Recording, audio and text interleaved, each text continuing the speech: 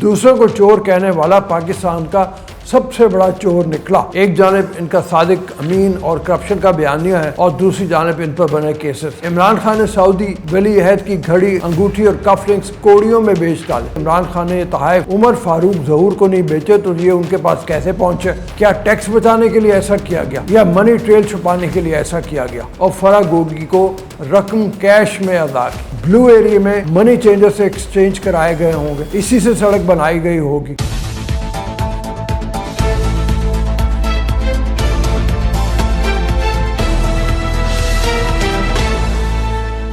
بسم اللہ الرحمن الرحیم، السلام علیکم، میں ہوں عبدالرؤف اور آپ دیکھ رہے ہیں باغی ٹی وی۔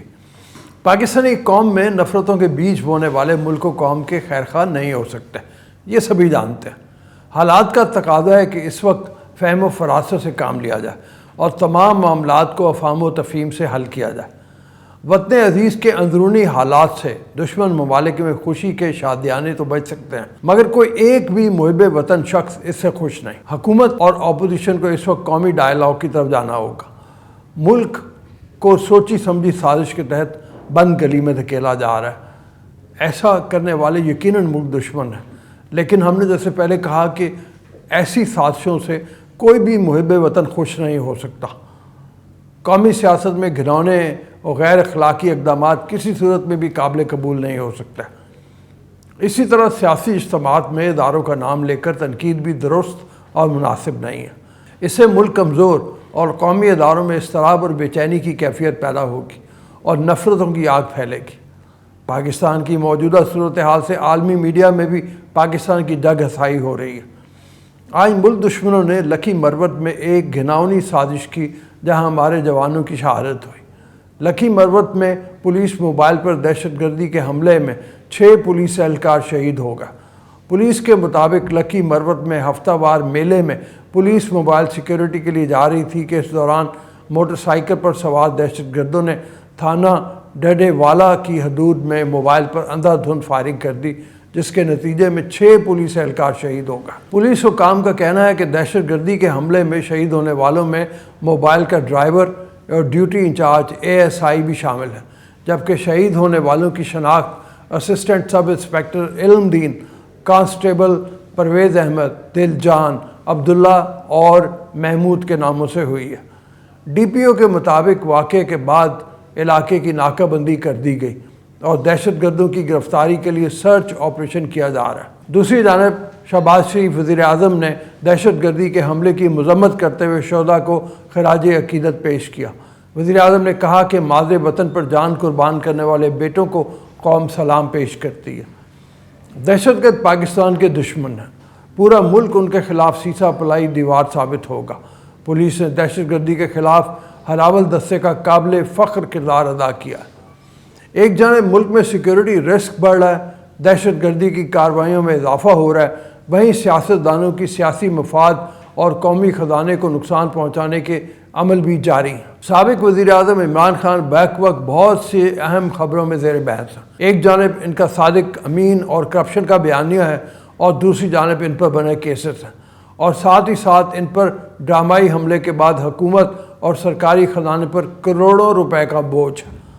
پنجاب حکومت چیئرمین PTI عمران خان کی لاہور رہائش گاہ زمان پارک کی سیکیورٹی کے نام پر ماہانہ 10 کروڑ روپے سے زائد کا خرچہ برداشت کرے گی۔ چیئرمین تحریک انصاف عمران خان پنجاب کے خزانے پر بوجھ بننے لگے ہیں، کیونکہ لاکھوں شہریوں کی سیکیورٹی فرد واحد پر لگا دی گئی ہے۔ لاہور میں عمران خان کی رہائش گاہ پر خیبر پختونخوا پولیس، لاہور پولیس سمیت دیگر اداروں کے سینکڑوں ملازمین مامور ہیں، جبکہ زمان پارک پر تعینات 516 اہلکاروں کی ڈیوٹی بھی 12 گھنٹے کر دی گئی ہے، جن کے لیے واش رومز اور کھانے پینے کا کوئی انتظام نہیں ہے۔ دوسری جانب عمران خان پر توشہ خانے کیس میں دوست ممالک سے ملے تحائف بیچنے کا کیس اب اہم پیش رفت اور اہم انکشافات اس معاملے میں آ گئے ہیں سامنے ہمارے۔ عمران خان نے سعودی ولی عہد کی گھڑی، انگوٹھی اور کف لنکس کوڑیوں میں بیچ ڈالے۔ توشہ خانہ کے تحفے دبئی کی کاروباری شخصیت عمر فاروق نے $20 لاکھ میں خریدے تھے۔ خیال ہے کہ عمران خان کو سعودی ولی عہد سے جو قیمتی گھڑی، انگوٹھی اور دیگر تحفے بطور وزیر اعظم 2019 میں ملے تھے، وہ انہوں نے فروخت کر دیے تھے، اور اس کے باوجود وہ خود کو ایماندار اور انتہا سے زیادہ ایماندار گردانتے ہیں۔ سینئر صحافی شاہزیب خانزادہ نے اپنے پروگرام میں اس کاروباری شخصیت کے ساتھ گفتگو کی، یعنی عمر فاروق سے گفتگو کی، جس میں بہت سے معاملات کا خلاصہ ہوا۔ عمر فاروق نے شاہزیب خانزادہ کو بتایا کہ 2019 میں عمران خان کے مشیر برائے احتساب شہزاد اکبر نے رابطہ کیا، جس کے بعد عمران خان کی اہلیہ بشریٰ بی بی کی قریبی دوست فرح خان تحفے لے کر دبئی ان کے دفتر آئیں۔ ان کی ڈیمانڈ $50 لاکھ تھی، تاہم انہوں نے سارے تحفے $20 لاکھ میں خرید لیے اور فرح گوگی کو رقم کیش میں ادا کی۔ عمر فاروق نے بتایا کہ ان تحفوں کی اصل مالیت $1.20 کروڑ یعنی 2019 کے ڈالر ریٹس کے حساب سے $1.70 کروڑ تھی۔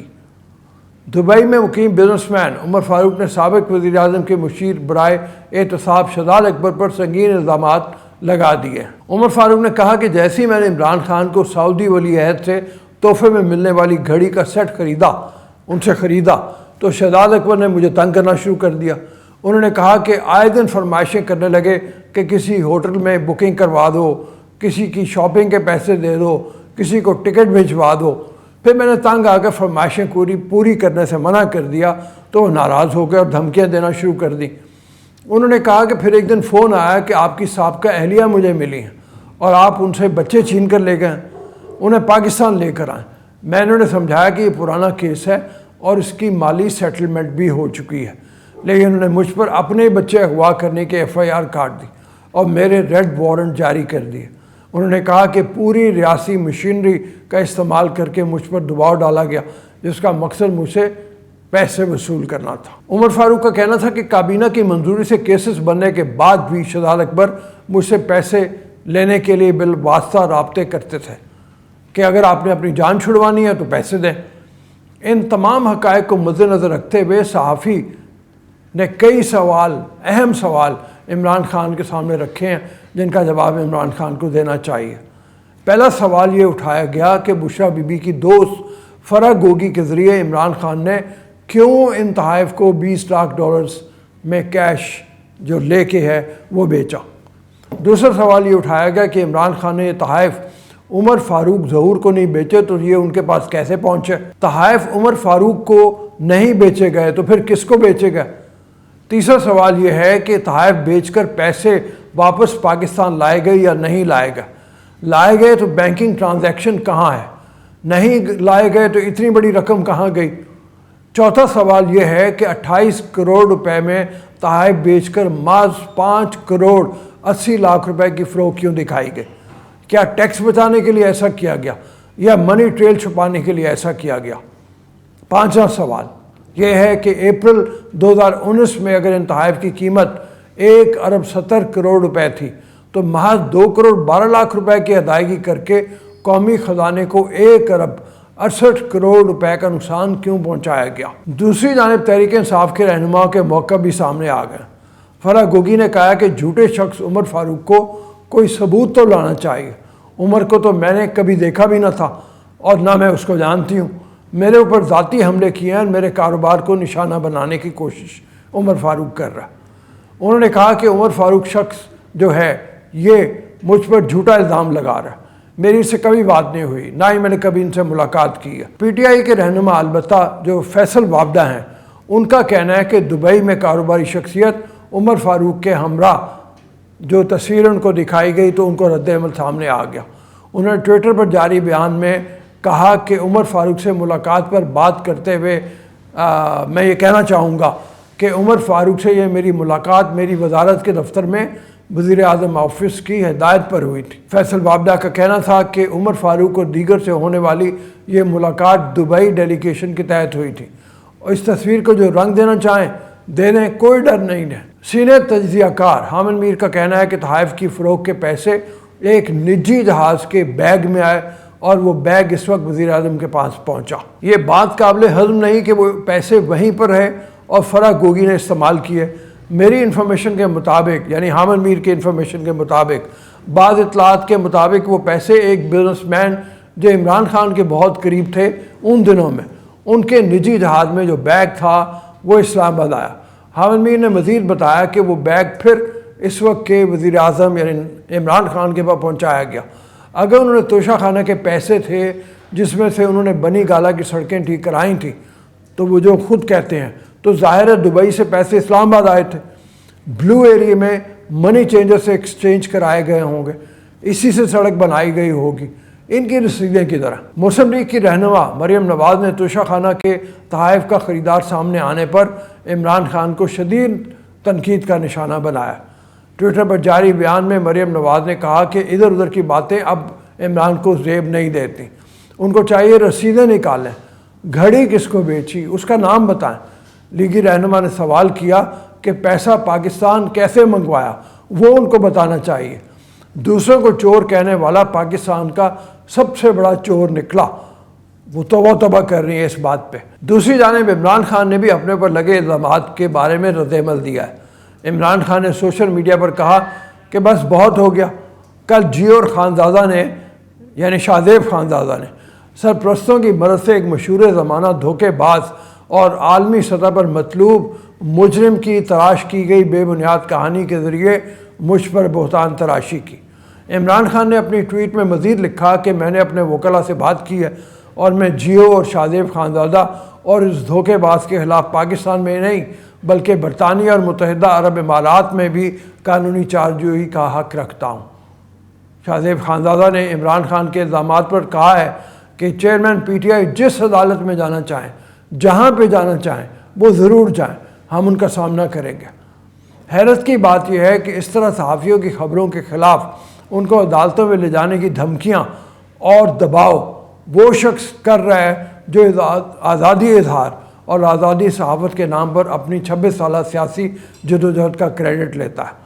بجائے خود پر لگے الزامات کا جواب دینے اور خود کو احتساب کے لیے پیش کرنے کے، لوگوں پر الزام تراشی اور صحافیوں کو دھمکیاں لگانے والے عمران خان کا اپنا 10 سالہ ریکارڈ ایسا ہے کہ اگر جھوٹے الزامات لگانے پر ان کے کیسز کیے جائیں تو کئی درجن کیسز بیک وقت ان پر کھل جائیں گے، اور اگر ایک کیس میں سزا 1 سال بھی مقرر کی جائے تو ان کی کم از کم سزا 50 سال بنتی ہے، جو ان کو پابند سلاسل رہنا ہوگا۔ مگر یہ تو پاکستان ہے جہاں جس کی لاٹھی اس کی بھینس کا قانون ہے، یہاں جو چاہے جس پر چاہے جیسا چاہے گھٹیا الزام لگا دے اور بعد میں یو ٹرن لے کر کہے کہ بڑے لیڈر کی نشانی یو ٹرن لینا ہے۔ علامہ الحفیظ۔ آج کی ویڈیو میں بس اتنا ہی۔ جانے سے پہلے آپ سے گزارش ہے چینل کو سبسکرائب کریں، ویڈیو کو لائک کریں، شیئر کریں اور فیڈ بیک کمنٹ سیکشن میں ضرور دیں۔ اللہ آپ کا حامی و ناصر ہو۔